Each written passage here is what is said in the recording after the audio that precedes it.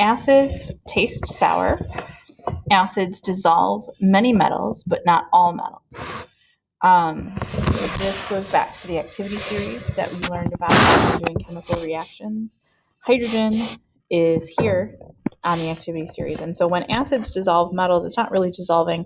What's happening is the hydrogen ion in the acid is being replaced by the metal ion. So anything that is above hydrogen on the activity series can be dissolved by acid, but anything below hydrogen cannot. So things like copper and silver will not dissolve in acid. Acids also turn litmus paper red. Litmus paper is a small strip of paper. It's covered with an indicator that turns red in an acidic pH. These are some common acids and their uses. Acetic acid is what's in vinegar. I'm sure you've heard of like hydrochloric acid and sulfuric acid. So bases taste bitter. Bases feel slippery, and bases turn litmus paper blue. That slippery feeling of bases, if you think about soap is a base. And so that's the reason it feels the way it does is because it's a base, and that's a property of bases, is that slippery feeling. Most cleaning products are bases, and so most of them would feel slippery just the same way soap does. The bitter taste you don't experience as much as you experience the sour taste in acids. In acids, when you think of sour taste, there's sour candy, there's lemons, and that kind of stuff. Bitter is not a flavor that as humans evolutionarily we enjoy, because it used to be, in the earlier stages of our evolution, that when something tasted bitter, it was poisonous. And so there are some things that have some bitter notes, like coffee, for example, overall is acidic, but it does have a slightly bitter taste as well. Grapefruit's another example. It has an acid, but it's also a little bit bitter. But it's not really a flavor that we enjoy, so we don't really eat bitter things very often. Here are some common bases and their uses. Sodium bicarbonate is baking soda. And so, yeah. The Arrhenius definition of acids is that acids produce hydrogen ions in aqueous solutions. So when you dissolve an acid in water, it produces hydrogen ions. Those hydrogen ions almost immediately react with the water. So when hydrogen ions react with a water molecule, they form what's called the hydronium ion, H3O+.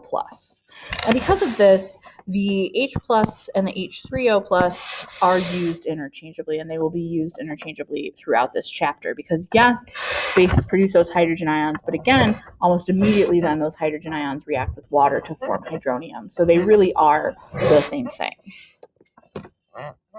The Arrhenius definition of bases is that a base produces hydroxide ions in aqueous solutions. So when you dissolve a base, it produces hydroxide ions. Organic compounds containing that hydroxyl group, that alcohol group, the OH group, do not dissolve that way. They do not produce hydrogen ions and hydroxide ions in water, so they are not considered bases. So when an acid reacts with a base, acids produce hydrogen, bases produce hydroxide. When those two things react together, we form water. So acids reacting with bases are neutralization reactions. The Arrhenius definition cannot explain all of the bases, all of the substances that behave as bases, because there are substances that have properties of bases that do not contain hydroxide ions. And so the Bronsted-Lowry definition of acids and bases was developed. It is a more complete definition of acids and bases, and it focuses on the transfer of hydrogen ions. Now, hydrogen ion and proton are also used interchangeably because when I have a hydrogen atom, the most common isotope of hydrogen is hydrogen 1, meaning its nucleus just has one proton, no neutrons. And then, of course, it has one electron. When we form the hydrogen ion, it is formed by losing that electron, and so all that's left is that little proton that was the nucleus of the hydrogen atom. So hydrogen ion and proton are also going to be used interchangeably. And Bronsted-Lowry talks about acids and bases with respect to being proton donors and proton acceptors. So a Bronsted-Lowry acid is a proton or a hydrogen ion donor. A Bronsted-Lowry base is a proton or a hydrogen ion acceptor.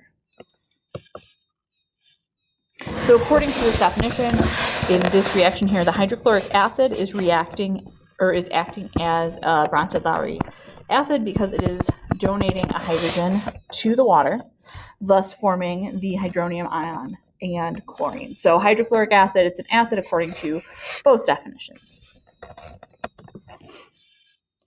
But again, not all bases contain hydroxide, and so the Bronsted-Lowry definition of bases is important when you have a base such as ammonia. Ammonia is a really good example of something that is definitely a base but does not contain hydroxide.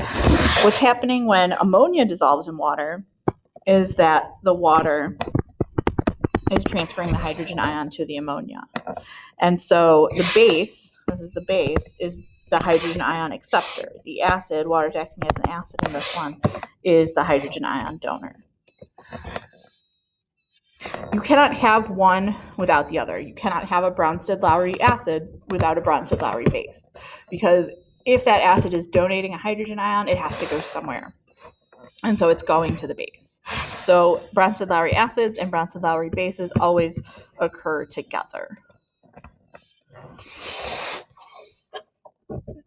When an acid donates a hydrogen ion to a base, it forms something called a conjugate acid-base pair.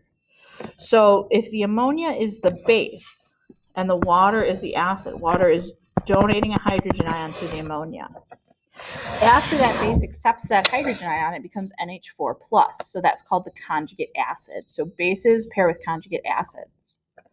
After the water donates that hydrogen ion to the ammonia, it becomes the hydroxide ion, OH-.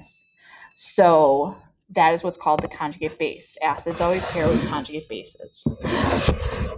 So in an acid-base reaction, a base accepts a proton and becomes a conjugate acid. And so you can see that happening right here, where the ammonia is accepting the proton and becoming the NH4+.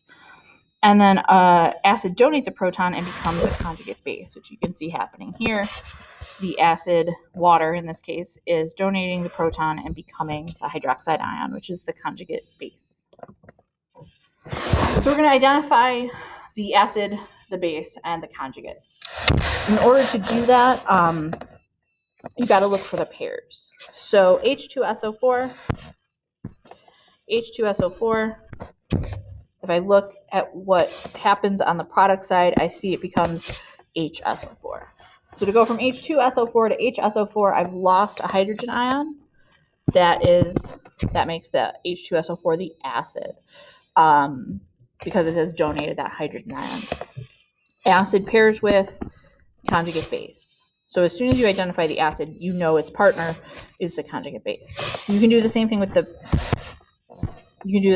base. So water becomes the hydronium ion. It does so by gaining a proton. And so that makes water the base, because bases are proton acceptors. Bases pair with conjugate acids. When I'm doing this one, that will become the H2CO3. And so it did that by gaining a hydrogen. So that's the base, which makes that the conjugate acid. Water in this case becomes hydroxide. It's lost a hydrogen, so water is acting as the acid. And the hydroxide ion is the conjugate base. If I'm looking for a conjugate acid-base pair, a conjugate acid-base pair are related to each other by the accepting and donating of a single hydrogen. So this first one is a conjugate acid-base pair because the HF becomes F-. It's lost a single hydrogen ion. The second one is a conjugate acid-base pair because the NH4+ loses a hydrogen ion to become NH3. The third one is not a conjugate acid-base pair. So when I have the acid and I'm looking for the conjugate base, remember acids lose their hydrogen. and become the conjugate base. So we're going to go HSO4, we're going to lose the hydrogen, so it's just SO4, but it doesn't just lose a hydrogen atom, it loses the hydrogen ion. So it loses a +1 charge as well. So it goes from -1 to -2. HPO4 minus, or H2PO4 minus, sorry, becomes HPO4 2 minus, and HBr becomes Br minus. Going the other way, having the base and looking for the conjugate acid, when the base accepts the hydrogen ion, it becomes the conjugate acid. So I got to add a hydrogen ion to each of these compounds. So add an H, and then add 1 to the charge. It was -1, now it's neutral. Add an H, add 1 to the charge. It was neutral, now it's +1. Add an acid, or add a hydrogen, add 1 to the charge.